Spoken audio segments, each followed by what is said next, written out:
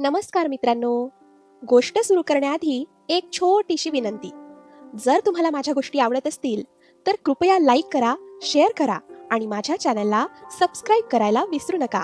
एका गावात एक श्रीमंत सावकार होता. त्याच्याकडे अलोट संपत्ती होती. पुढील 7 पिढ्यांनी जरी बसून खाल्लं तरी संपणार नाही एवढी संपत्ती त्यांनी मिळवली होती. तरी पण हा श्रीमंत सावकार सुखी नव्हता. मनात काहीतरी विवंचना होती. त्यामुळे त्याला रात्रभर झोप येत नव्हती आणि त्याचमुळे तो खऱ्या सुखालाही वंचित झाला होता. तो प्रत्येकाला विचारायचा, मी काय करू म्हणजे या विवंचनेतून मी सुटेन आणि मला सुखाची झोप लागेल. त्याला कोणीतरी सांगितले, तू संतांना शरण जा, म्हणजे संतच तुला यातून सोडवतील. श्रीमंत संतांच्या शोधार्थ निघाला. वाटेत एका झाडाखाली एक साधू महाराज बसलेले होते. त्यांना नमस्कार करून श्रीमंत म्हणाला, महाराज, मला काहीही कमी नाही. पुढील 7 पिढ्या बसून खातील एवढं मिळवलं आहे, तरी पण मी सुखी नाही महाराज. एक विवंचना मला झोप येऊ देत नाही, त्यामुळे मी सुखी नाही. साधू महाराज म्हणाले, आधी विवंचना काय आहे ते सांग, म्हणजे त्यातून कसे सुटायचे ते सांगतो. श्रीमंत म्हणाला, महाराज, तसं म्हणाल तर मला काहीही विवंचना नाही, पण एकच विवंचना आहे, आणि ती म्हणजे माझ्या 8व्या पिढीचे काय होईल हो. कारण 7 पिढ्याचे कमवून ठेवले आहे. चिंता आहे ती 8व्या पिढीची.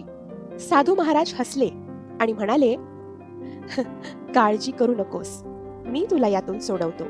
साधूंनी त्याला 1 किलोभर तांदळाची पिशवी दिली आणि सांगितले की त्या डोंगरावर एक म्हातारी एका झोपडीत राहते. तिला हे तांदूळ देऊन ये, म्हणजे मी तुला तुझ्या विवंचनेतून मुक्त करतो. तांदूळ घेऊन श्रीमंत म्हातारीच्या झोपडीत आला, ज्या झोपडीला दार सुद्धा नव्हते.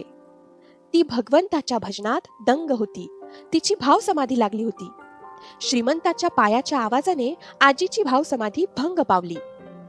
तिने वर बघितले आणि म्हणाली, का आलास बाबा इथे?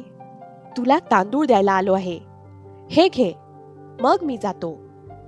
का रे, तुला मागितले होते का? तुझ्या समोर हात पसरला होता का? नाही ना? मग मग का आणलेस तांदूळ? ही पिशवी उचल आणि चालायला लाग. मला त्या झाडाखाली बसलेल्या साधूने पाठवले आहे, म्हणून मी आलोय. त्या साधूला जाऊन सांग की अजून 2 दिवस पुरतील एवढे तांदूळ माझ्या झोपडीत आहेत. श्रीमंताने आपली अक्कल चालवली. तो म्हणाला, म्हातारे, 3ऱ्या दिवसाला होतील, राहू दे. माझ्या 3ऱ्या दिवसाची चिंता तुलाही नको आणि त्या साधूलाही नको. त्याला सांग, माझ्या 3ऱ्या दिवसाच्या तांदळाची चिंता मी ज्याच्यावर सर्वस्वाचा भार टाकून या निर्जन स्थळी भजन करत बसले त्याला आहे. हे ऐकून श्रीमंत पिशवी घेऊन परत आला आणि साधू समोर पिशवी ठेवून निघाला. साधूने त्याला हाक मारली, अरे, विवंचना घेऊन आला होतास ना, मी तुला त्यातून सोडवणार आहे. श्रीमंत खाली मान घालून म्हणाला, महाराज, मला उत्तर मिळाले.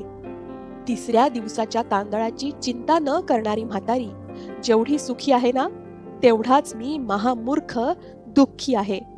तर मित्रांनो, या गोष्टीवरून आपल्याला काय कळते की जेवढं आपल्याला मिळालेलं आहे त्यातच समाधान मानावं.